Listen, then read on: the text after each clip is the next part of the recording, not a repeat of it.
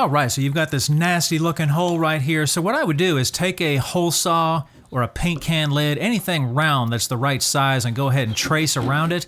Then I would use a drywall saw like this to go ahead and cut, since our middle is blown out and the hole saw doesn't have a guide. Then test fit it, make sure it's fitting properly, just like so.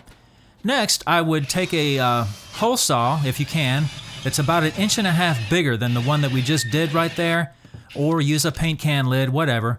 Now we're going to go back to our original size right there for the middle, and we're only cutting halfway through on those.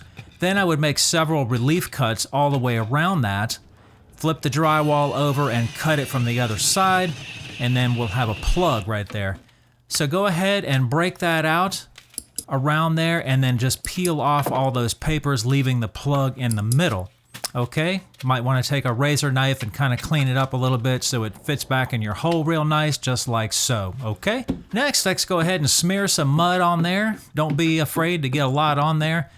Go ahead and put your plug back in and smoosh that all down, flattening all that mud out that you just put in there. Remember to keep your edges nice and thin. You can do that by kind of twisting one edge of the knife around the edge. And to speed up the drying process, put a fan on it if you have one, and that will dry a whole lot faster.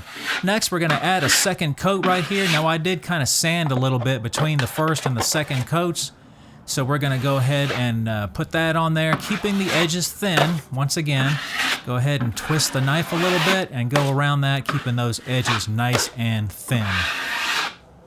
So I'm just using a regular drywall mud right here that I got from the local hardware store. Just give it a little spritz and mix it in real good before you put it on. That way it's a little bit smoother. Alright, so I've got my third coat on and it's dry. Now just go ahead and go around the edges and make sure you cut them edges down real nice. If you can feel the edge, you'll see the edge.